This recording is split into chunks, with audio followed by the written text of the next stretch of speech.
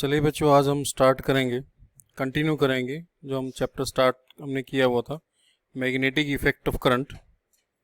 तो उसमें ये टॉपिक जो हमने सेलेक्ट किया है वो ये है, force on a current carrying conductor in a magnetic field.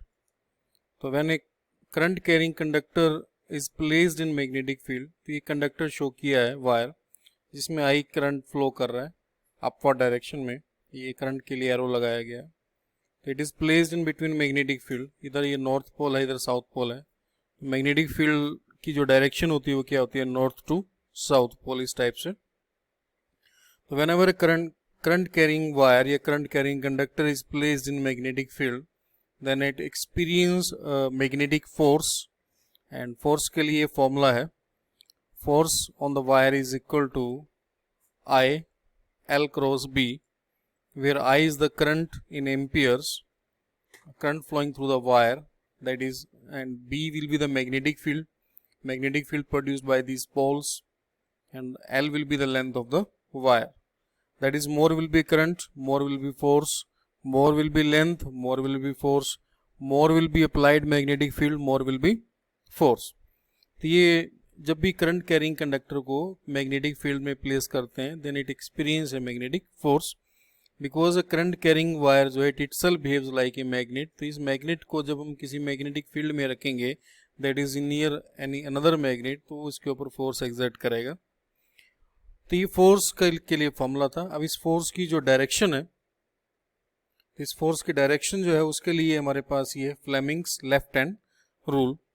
तो फ्लेमिंग्स लेफ्ट हैंड रूल जो है वो क्या कहता है, it is possible to predict the direction of force acting on the wire its motion if the direction of the current or the magnetic field are known। यानी कि आपको force के डायरेक्शन के लिए पहले आपको मैग्नेटिक फील्ड का और करंट का डायरेक्शन पता होना चाहिए।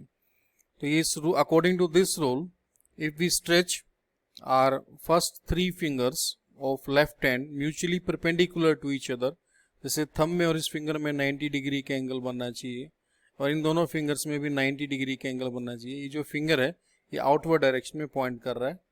तो इस टाइप से इन तीनों में जब परपेंडिकुलर एंगल 90 डिग्री का एंगल होगा, इन दैट केस हमारा जो 4 फिंगर है, ये फर्स्ट फिंगर है, फिर it points towards magnetic field, and central finger जो है it points towards current, then thumb जो है it gives us the direction of magnetic force.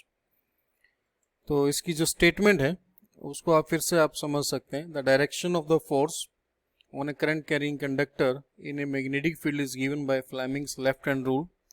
It states that if we hold the thumb, forefinger and middle finger of left hand mutually perpendicular to each other, such that forefinger points in the direction of magnetic field, as I said earlier, and the middle finger points in the direction of current, और middle finger जो current की direction में अगर point करेगा, then thumbs points towards direction of motion या force of acting on the conductor. तो इस type से फ्लेमिंग्स लेफ्ट हैंड रूल से हम लोग जो है फोर्स की डायरेक्शन पता लगा सकते हैं। नेक्स्ट इज ये पिक्चर आप देखिए।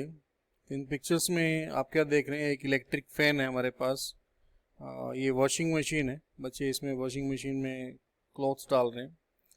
तो हैव यू नोटिस दैट कि ये जो फैन है या ये जो हमारे पास ये वॉशिंग मशीन है या कोई जैसे हेयर ड्रायर है, ब्लेंडर है, तो उनके अंदर जो होता है जब हम करंट पास करते हैं तो it shows a kind of motion. तो एक तरह की वो मोशन जो है वो शो करते हैं। जैसे फैन रोटेट होता है, इसके अंदर भी एक मोटर लगी होती है जिसको रोटेट करती है। तो इन चीज़ों के अंदर क्या कॉमन इन इलेक्ट्रिकल अप्लायंसेस में, ये मोटर इसके अंदर लगा हुआ है। जो मोटर जो है वो रोटेट करता है इसको।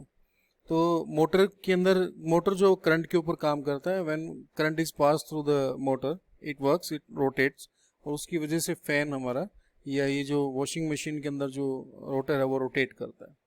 तो नेक्स्ट टॉपिक हमारा हुआ है इलेक्ट्रिक मोटर।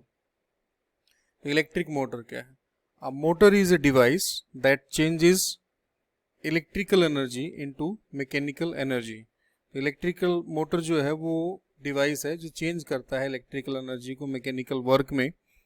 और जो वर्किंग प्रिंसिपल है उसका वो क्या है, the working of an electric motor is based on the fact that, so this is the working principle that when a current is passed through a conductor placed suitably in magnetic field it experience a force।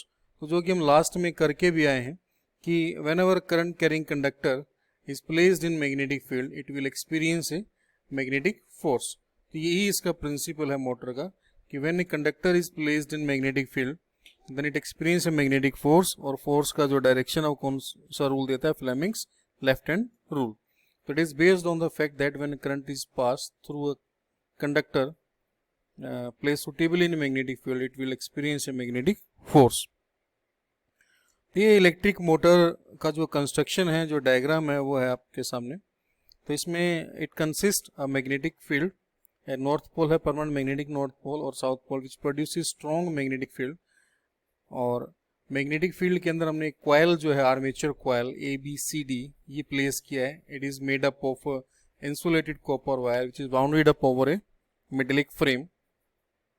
ये split rings है हमारे पास, ये half rings split rings which are in light contact with two carbon brushes, Bush B1 and B2।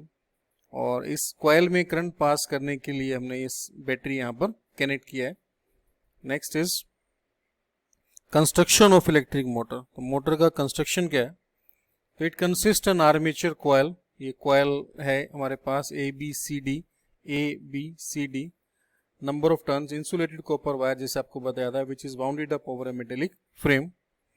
Strong magnet, ये north pole ये south pole which produces strong magnetic field. Split rings commutators, तो ये जो half rings है metallic rings इनको commutators बोलते हैं which are in light contact with two carbon brushes B1 and B2। और B1 और B2 के क्रॉस हमने क्या कनेक्ट किया हुआ है, बैटरी। तो ये इसका कंस्ट्रक्शन हो गया है इसके अंदर। तो बुशेस कार्बन बुशेस हैं B1 और B2। तो जब ये कॉयल रोटेट करेगी इसके अंदर मैग्नेटिक फील्ड में तो ये रिंग्स भी रोटेट करेंगे, लेकिन बुशेस जो है ये स्टैटिक होते हैं, ये रोटेट नहीं करते हैं इनके साथ, ये आपको याद रखना है। Next working of electric motor. Motor जो है वो कैसे काम करता है, तो ये मोटर के लिए दो डायग्राम्स दिखाए गए हैं आपको इसकी वर्किंग एक्सप्लेन करने के लिए। जो फर्स्ट वन है मैं उसको पिक करता हूँ।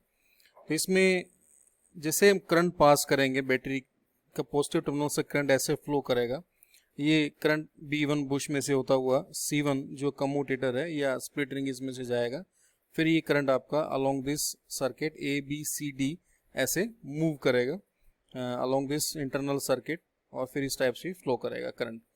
तो इनिशियली ये जो AB आर्म है ये कॉयल का, इसमें करंट अपवर्ड डायरेक्शन में जा रहा है। If we applies Fleming's left hand rule, अगर हम फ्लेमिंग्स लेफ्ट हैंड रूल इसके ऊपर अप्लाई करें तो according to Fleming's left hand rule जो मैग्नेटिक फील्ड है वो नॉर्थ से साउथ की तरफ जा रहा है और जो इसमें जो करंट है अपवर्ड डायरेक्शन में, तो इसके ऊपर जो फोर्स लगेगा वो फोर्स इसमें वो इनवर्ड डायरेक्शन के ऊपर इसके ऊपर फोर्स बनेगा AB साइड के ऊपर। तो AB साइड जो इनवर्ड की तरफ मूव करेगी और CD साइड आउटवर्ड डायरेक्शन में मूव करेगी। तो इस टाइप से ये जो रोटेट करना स्टार्ट कर देगा। After half rotation that is after 180 degree rotation ये जो CD आर्म है वो इस तरफ को आ जाएगी और AB जो आर्म है वो इस तरफ को चली जाएगी। तो पहले A का कॉन्टेक्ट जो था वो C1 रिंग के स्प्लिट रिंग के साथ था और C1 B1 बुश के साथ कनेक्टेड था, लेकिन हाफ रोटेशन के बाद जो C1 जो है वो B2 के साथ कनेक्ट हो जाएगा और C2 जो स्प्लिट रिंग है वो किसके साथ आ जाएगा, B1 के साथ आ जाएगा। ठीक है, तो करंट जो बैटरी वो इसी डायरेक्शन में फ्लो करवा रही थी, तो ये करंट B1 में से, लेकिन B1 का अब कनेक्शन किसके साथ बन गया, स्प्लिट रिंग C2 के साथ। तो C2 किससे कनेक्टेड है, D के साथ। तो इस टाइप से करंट जो इस टाइप से फ्लो करेगा, फिर इसमें अलॉन्ग DCBA और DCBA में से होता हुआ इस टाइप से। तो अब इसमें करंट अपवर्ड डायरेक्शन में है CD में, तो इस पर जो फोर्स है according to Fleming's left hand rule वो इनवर्ड डायरेक्शन में बनेगा। तो फोर्स इनवर्ड डायरेक्शन में और इसके ऊपर फोर्स जो आउटवर्ड डायरेक्शन में काम करेगा। तो इस एक ही डायरेक्शन में ये रोटेट करना जारी रखेगा, कंटिन्यू रहेगा। तो ये था वर्किंग इसका इलेक्ट्रिक मोटर का। नेक्स्ट रोल ऑफ कम्यूटेटर और स्प्लिट रिंग्स। जो रोल ऑफ कम्यूटेटर्स या स्प्लिट रिंग्स जो थे इसमें हमने यूज किए हैं उसका क्या रोल है वो आप समझ सकते हैं। ये स्प्लिट रिंग्स थे या कम्यूटेटर्स थे इसके अंदर, तो इनका क्या रोल है। तो ये जो स्प्लिट रिंग्स हैं जैसे कि आपको बताया कि आफ्टर ईच हाफ रोटेशन ये करंट की डायरेक्शन को जो है वो चेंज कर देते हैं। In the motor. आप समझ सकते हैं कि जैसे करंट का जो डायरेक्शन है वो इंटरनल सर्किट में मोटर के कॉइल में वो इस टाइप से होता है ABCD in first rotation, first half rotation, और आफ्टर हाफ रोटेशन जो करंट की डायरेक्शन है वो बन गई थी DCVA। तो किसकी वजह से थी? वो इन कम्यूटेटर रिंग्स की वजह से थी। तो ये था रोल ऑफ कम्यूटेटर्स और स्प्लिट रिंग्स। Thank you.